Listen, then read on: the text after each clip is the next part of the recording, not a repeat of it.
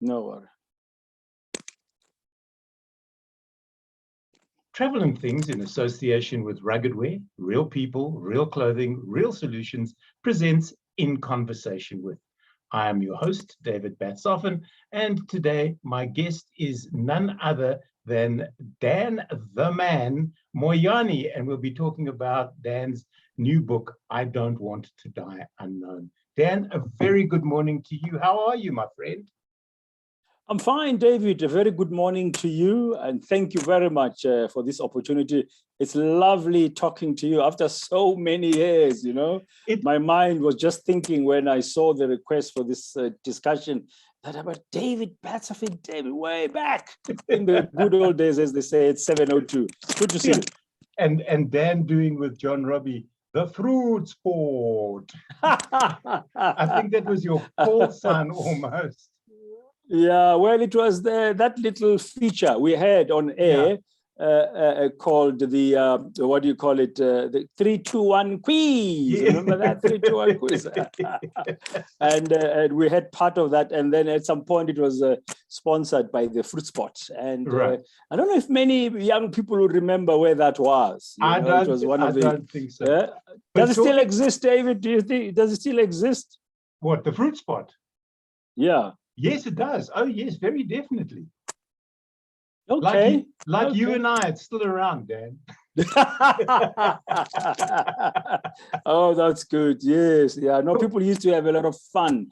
You know, pronunciation in this country and at that time with our different accents and stuff like that. You had created all kinds of situations. We did indeed. Dan, talking about young people, your book, I Don't Want to Die Unknown, goes back to when you were 10 years old, lying at your house, looking up at the moon. It was 1969.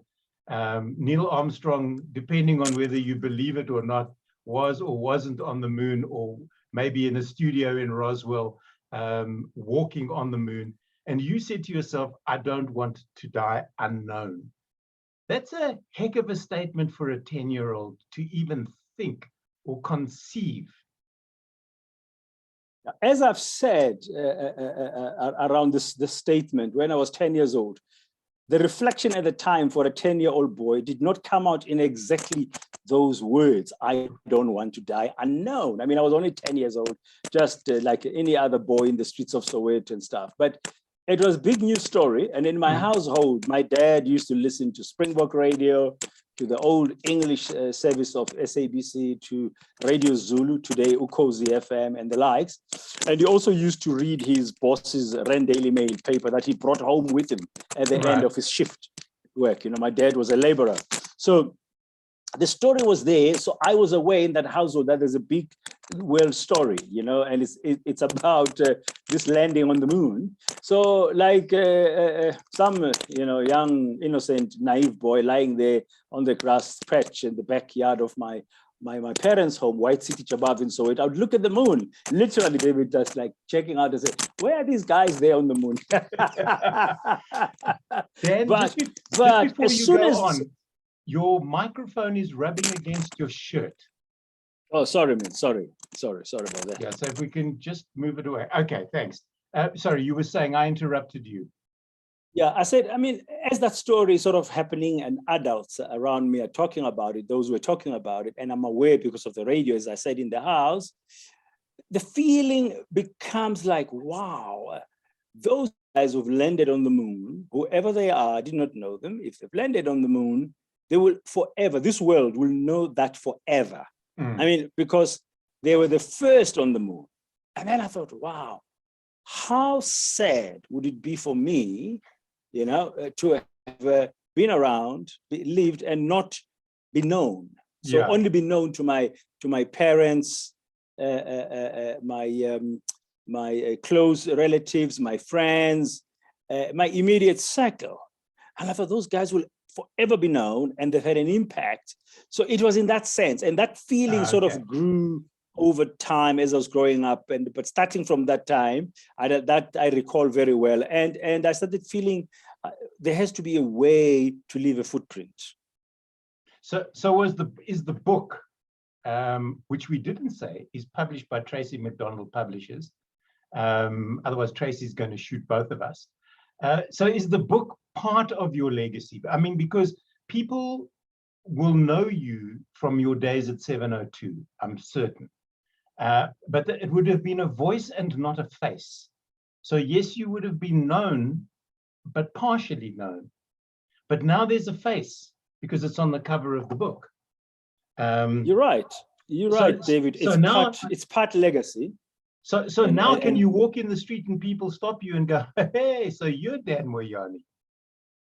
David, you forget that even when you and I, way back at 702, with that John Robbie show in the morning show on 702, we used to be on billboards, you know, and those days, well, you know, but those days I used to sport a nice beard, a bit of hair. So, but there you go. That's in the 70s, man. That picture was taken on my birthday way back in 1978. Actually, on that day, I was turning 19. Yeah. The 3rd of August, 1978. Yeah. Now the point is, it is part legacy. Yeah. You love the picture. I do indeed. Thanks. Anyway, part legacy. Sorry, I'm talking. Yeah, part legacy, part memoir. And you've said people would have partly known me because of 702, but many people who would have listened to me way back then on 702 would know that aspect of me, for example, but they would not have known, many of them, majority of them would not have known the pre-702 days. Yeah. And those who then never heard of me after 702 would not have known of the post-702.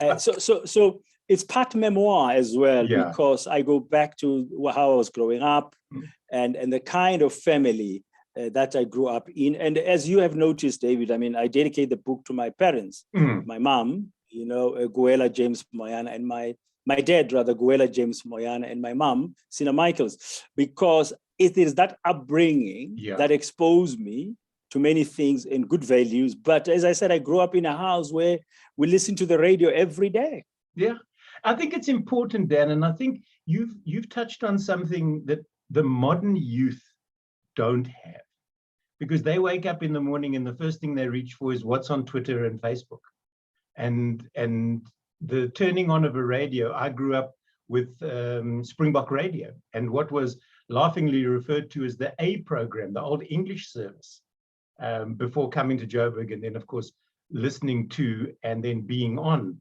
702. But you know, we can't complain too much because it is what it is. Often I think when I refer to you, when you refer to post 702, and I said, do people stop you in the street? Do people now stop you and go, you used to be Dan Moyane, didn't you? You know, it's very interesting, David. I still get people meeting me and saying, yeah, I used to listen to you on 702. I mean, I'll tell you a story. The other day I went to a shop, and even with the masks on, due to the pandemic, and then I'm talking to this young guy. You spoke about the youth now, and he says to me, "I'm sorry, sir, are you Dan Moyane?" I said, "Why?" He said, "That voice."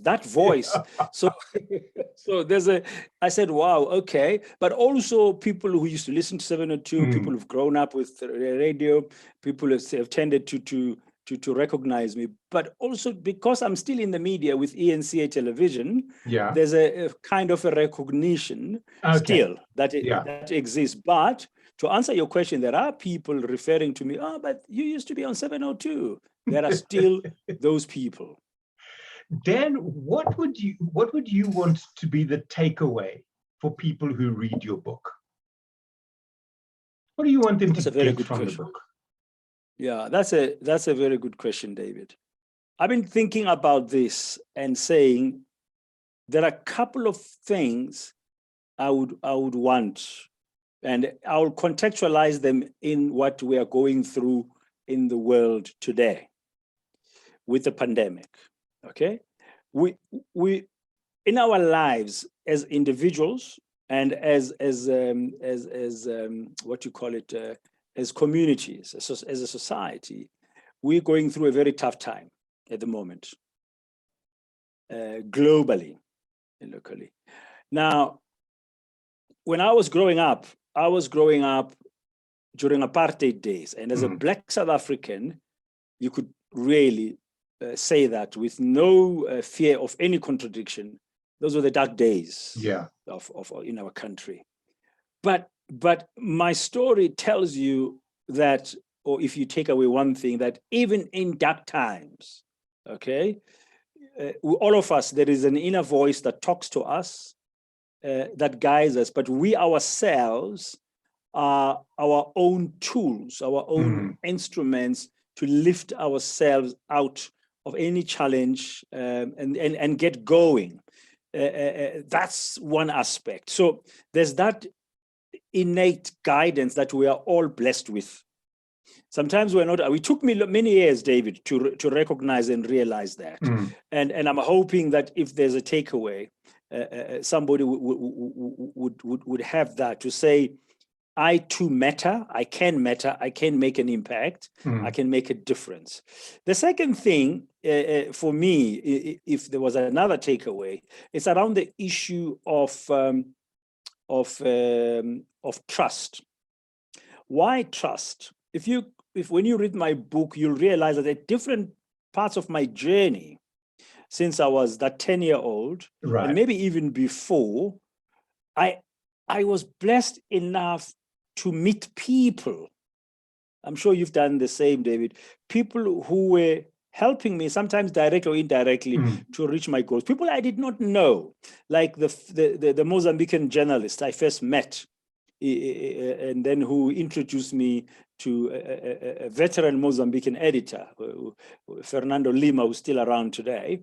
And I did not know this guy, but I trusted. There was just something. So somehow, hope during tough times also requires that you must trust that you will, and there will be people, and be open to opportunities, no matter how small. No matter, sometimes they might not look like, wow, this is the right one, or I'm not sure, and just do it and then see. But you will, in a funny way, if it's the right thing, you'll be guided accordingly. And then finally, it's just keeping the faith, be confident, and be comfortable that you bring something as well to the table, whatever table that is. You do bring something. You don't have to go extra mile or do certain things that are strange or odd, or buying the seats of the table. You must know that you do bring something once you're on a table. So be open to the new path. So and that's really what it was. And finally, David, it's okay to change your mind. It is. It is, yeah. If you read my book, I mean, when I was growing up, I wanted to be a pediatrician. That was my dream career, because that was a career that would lift me and my family up. It was a career, you know, those kind of careers. When you're a Black South African, if you wanted to be somebody, you either you become a teacher, you become a lawyer, you become a doctor, and parents love to go say, hey, my son is a doctor, you know? So, and I had an aunt who was a matron, nurse, one of the matrons at Baragwanath Hospital. So I used to go there and visit her and hear all these people on the speaker saying, Dr. So-and-so, we are needed in this ward. I thought one day they'll be saying, Dr. Moyane, we are needed somewhere, you know? So, but then my circumstances, and due to apartheid, I end up in Mozambique, and a change of direction. So it's okay to change your mind over time. So those will be like the three most things. It's really around listening to that inner voice, understanding that you've got that guidance, and that you must trust sometimes when certain opportunities or people come around and they say, hey, I could give a hand here or there, what are you looking for? And sometimes you don't even understand why. And keeping that faith and being comfortable all the time and confident that you do bring something to the table. I mean, the cover of the book says it all. We need to listen to our inner voice.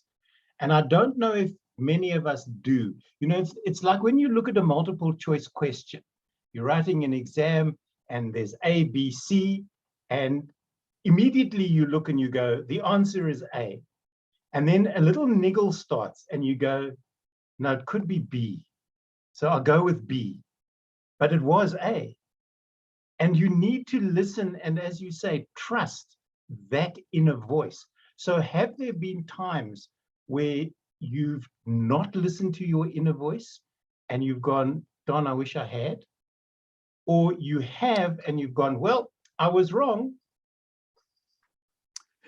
For me, most times in the past, let's start there, I have listened to my inner voice without questioning it sometimes, and sometimes I've taken too long to listen to it. And then things happen, and I said, I wish I had, you know. But then you move on, and I'm just been blessed, if I can say that, David, that if I don't listen to my inner voice, it keeps on gnawing away. It just keeps, and that sense of discomfort grows and grows, and then I have to do something about it. Right. And once I acknowledge and I start, then I know there is something really, really strong. There were times when I thought, no, I'm not going to go that route. And then later thought, it had made sense, but I wasn't sure. Yeah. Because it is absolutely normal, all of us, to go through moments of self-doubt. Mm. And there's always that debate. No, it cannot be, you know. But sometimes it's good just to say, let me give it a try. So I've gone through, I can't be specific about some incidents, but I've gone through spaces where I've realized until something happens. And some of the moments I explain in the book, you know, I write about them in the book, and you'll pick up that, I had to listen, but there was another message. For example, a quick one, when I had to leave Prime Media in 2008, the feeling that it was time for change, that inner voice, which I say is a feeling, had started already way back in 2007, but I only left in 2008. Right. But one event in the middle of that all sealed it all for me and confirmed it was time for change. It was the death of my father on Christmas Eve in 2007. Right. When the old man went, and I'm the only son, I'm the eldest son, I knew it was really confirming that it is time, you know. Yeah. And it took me back to a conversation, one of the last conversations I had with my dad in October of 2007, when I told him that, you know, because I'd been feeling, this voice was saying, man, it's not, you need to move on. There must be something else. I did not know what, to be honest with you. I did not know nothing. I had no other opportunity, but the inner voice was just growing louder and louder, and things were happening around. There were developments happening at the time that were indicators or signals, some people would say, but real stuff, not imagined stuff. Yeah. And those were part of the experience that was saying, hey, man, you better move on. It's time for change. Then I said to my father, hey, I'm not sure for how long I'll be doing what I'm doing. And, you know, being old guy, you know, conservative, said, nah, you must stay, you'll be okay. But I had already expressed that. Then he goes, and I phoned a friend of mine. I'm sure you know Nick Benadell, the founder of Gibbs, the Gordon Institute of Business Science. I met him in '94 when he was the head of the Vets Business School. So I called Nick Benadell and said, Nick, my dad is gone. Because we were supposed to meet around that time with Nick. I said, I can't meet you anymore, just to have a drink for Christmas or stuff. But my dad had just passed. That was Christmas Eve. And he said to me, he said, oh, man, because he knew a bit about my family history at the time. Nick said to me, Dan, the baton now has been handed over. The baton is now over to you. You now take over. That told me that, yes, this inner voice that's been developing, that is time to find something else, look for something else, move on. And all these things have now come together through this one moment to confirm that. And then I came back after Christmas and I resigned from Prime Media. So and the fear that accompanied that was real, because I had no other opportunity except this big trust that if it is the right thing for me then at the time, and my inner voice says move on, and I've received all these signals and confirmations, the next thing surely will manifest somehow. It will come, it will become realized. And it did. It took a year though. It did. But you waited and you were patient and you trusted. You know, there's that old adage. I was scared, David. I was scared as well. We know in this creative industry, Dan, that there's no paycheck ever guaranteed. There's no work ever guaranteed. Shows open and close. Radio, you know that if you have a radio show and the ratings don't work, you just get called in and told goodbye. But there's an old adage that says, if it's to be, it's up to me. And that, I think, is exactly what you proved. So it took a year, but in the greater scheme of things, what is a year? It's a very short time in a lifespan. And I mean, I don't want to die unknown. Tracey McDonald Publishers, Dan Moyane, this is now on the shelves. What's it like, Dan, walking into a bookshop? Or let me rephrase that. You walk into a bookstore, your book is on the shelf. You walk up to the book and you go, oh, look, it's a book by Dan Moyane. I wonder what it's like. And then look around you to see if anybody's heard or recognized that the face on the cover is you. Well, I'll tell you one thing, David. With the masks, I think unless people look closely, they won't recognize. But I felt like a small boy, that 10-year-old way back in Soweto, when I walked into the Exclusive Books in November last year, when the book was put on the shelves for the first time. And thank you to Exclusive Books for having supported the book. So by putting it in their season's readings, as they call it, promoting it so well. I walked in there and I was with my youngest son, who's 22, Dan Jr. And I walked in there and I saw it there on the stand. I said to him, quickly, let's do a rogue signing, do a video before they move the book. Maybe they're going to take it away. I don't know. and then I recorded. It was like, wow, is this really this? Yeah. And then, and since then, each time, to be very honest with you, David, when I walk into an Exclusive Books, I sort of check around to say, where is it on the display? Is it still around? Do you find that if they put it on the shelf with a spine, showing, then you move the book so that you can put it so that people can see the book? Yeah, or if you fortunately, that's the next one you should try. Yeah, no, I will. But fortunately, each time I've looked, I've seen the front part. Okay. I signed 6 copies roguely without being noticed at the back of the Exclusive Books in Nicholway in the Bryanston area in Johannesburg, and I signed them. And then recently, a couple of weeks ago, I went there to check, and there's still some books there around on the display, but all those that I've signed are gone. So there are 6, people who bought 6 copies there who got a signature with a date. And I just don't know who, I don't know if they believe it's my signature, but if they are listening to this, David, I did that late last year, and they must enjoy the book, and it is my signature. Only 6 copies. Dan, I just want to go off on a tangent about signatures. Years ago on Antiques Roadshow, a woman, if you know the program, a woman arrived with a photograph signed by the Beatles that she'd had since she was a child, their days in Liverpool at the Cavern. And she was unable to go to the concert, so her friends had gone, and they'd come back and presented her with this poster or postcard with all the Beatles signatures on it. And she was ecstatic. She kept it for like 30 or 40 years, and she gives it to the expert, and he says to her, are you still friends with any of these women? And she goes, a couple. Yeah, why? He says, because none of these signatures are real. They're all fake.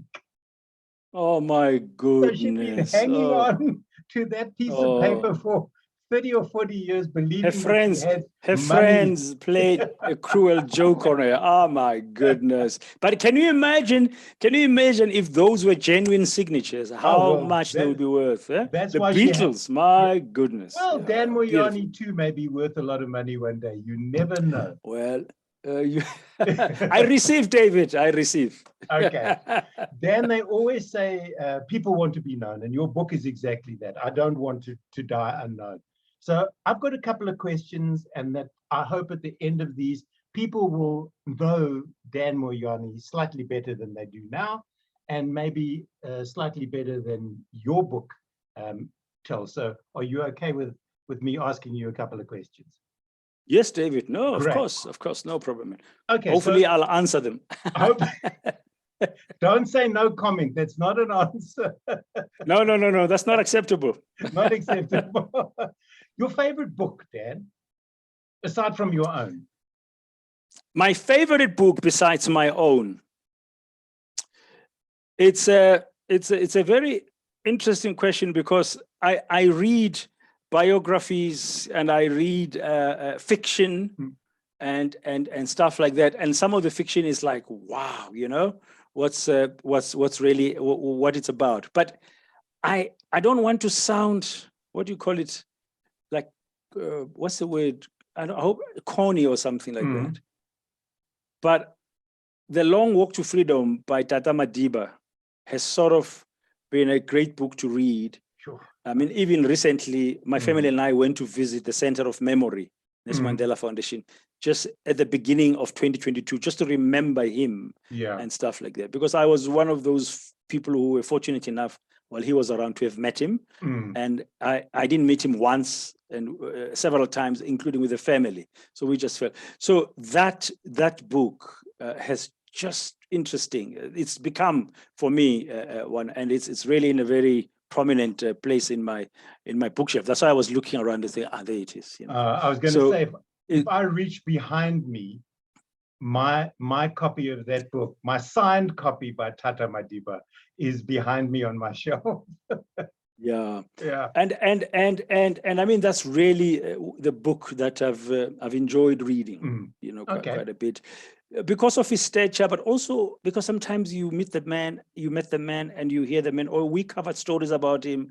And I mean, I covered his inauguration on the 10th of May, 94 at the Union Buildings together with Chris Gibbons and stuff. You're thinking, okay, is this real? And then you go back and you dig, you find something that, wow, it's really, because it's also, it's a big piece of history of our country. It is indeed. Your least favorite TV show? My least favorite TV show. Okay, don't kill me, David. I don't watch normal TV. Let me explain. Okay. I'm a football fanatic. I'm sure you've also gathered from the book. Yeah. So I'll go to sports, but I don't like these TV shows that those reality ones. Okay, I'm with you. You know, can I use an example? You know, those Jerry type. What was this guy, Jerry in America? Jerry Springer. Yeah, that type. You know, you still have some of those kind of shows that happen and stuff. I agree with you on that. Yeah, so if there will be a show, it will be one of them, but I don't watch them. Because I mean, each time I've tried, it's like, I just move on. I don't like them. What makes you happy? David, I thought you were a nice man. You don't ask difficult questions. How difficult can it be? What makes me happy is to make other people happy. Okay, fair enough. Short and sweet, it's okay. Yeah, that's really what makes me happy in whatever way. Yeah. When I make somebody happy, I really am happy, and I feel fulfilled when that happens. All right. Maybe this is an easier question. What's your favorite food? Favorite food? Yes. Oh my goodness. I love, you know, people do this differently, okay? But my wife, Odette, she's from Mozambique originally, as you know, and with Portuguese influence, but also local Mozambican cuisine. The way they cook dishes with beans, you know, those brown beans? Yeah. You know? Yeah, and you do them differently. I don't eat red meat anymore, just by choice, not for health reasons, but I mean, I'm told there's health benefits, but that was not my decision, honestly. I just I've had enough red meat. I visited, good. So my favorite would be beans. Okay. A dish that has been cooked with those beans, you know, those red speckled beans. Yeah, no, I know exactly the ones I love them as well. There's nothing nicer. Yeah, but then just how they're prepared and the way they're spiced. So I love them. Okay, there we go. Favorite smell? The sea, the ocean. Right. Oh, the ocean. There's nothing to beat that. You know, each time we go to the sea, as we arrive, even after we drive to Maputo sometimes, my wife loves the KwaZulu-Natal coast. As soon as we drive into Durban, whatever, before we get to our destination, I go and park by the sea and just deep breath. Inhale the smell. You know how it smells. I don't know how to explain. I'm sure don't the have people to. who live there. I'm from the coast, Dan. I know what it's like when I've driven home back to Port Elizabeth, and you get to sort of Swartkops and you go past the salt pans and you can smell the seaweed and the ocean just talks to you, and you sort of drive into Port Elizabeth, in my case, crying just because the smell is so reminds you of a childhood long ago. Yeah, my mom grew up in PE. My mom grew up in PE. Oh, well, there you go. So we have a connection. We do. We do. We do. And the final question, if I was to bump, I don't know if you do the shopping in your household or if you do go to the supermarket, but if I was to bump into you in the supermarket and look into your trolley, what would there be too much of that tells me Dan Moyane is a, I wanted to use the word aholic, but that has other connotations. If you know what I mean. So you know, if I look inside and there's just 40 bunches of carrots and a packet of tissues, then I know that fruit. Okay. Fruit. You know, it's not because of the fruit spot. It's just because of fruit. Fruit. Yeah, there's a particular types of fruit, and which I have been there. In my basket, you will find a couple of things, and that are fruity. Great stuff. The book, I Don't Want to Die Unknown, it's by Dan Moyane. Listen to your inner voice. It's published by Tracey McDonald Publishers. It's available, as they used to say back in the day when we were on radio, at all good bookstores. Dan, it has been an absolute pleasure reconnecting with you, my friend. I wish you all the very, very best. I hope this ends up on the bestseller list for the longest time. And I think people must read it for what it is. It's almost a motivational book. Take it, listen to your voice, and just learn from what you've experienced. Thank you so much for joining me here this morning. Well, my gratitude goes to you, David, for the opportunity, and it's lovely chatting to you after such a long time. And all the best as well with everything that you do. And Thank you so much. I appreciate you. Thank you, man. Travel and Things in Conversation With is brought to you by Rugged Wear. Real people, real clothing, real solutions. From me, David Batsoff, until the next time, bye for now.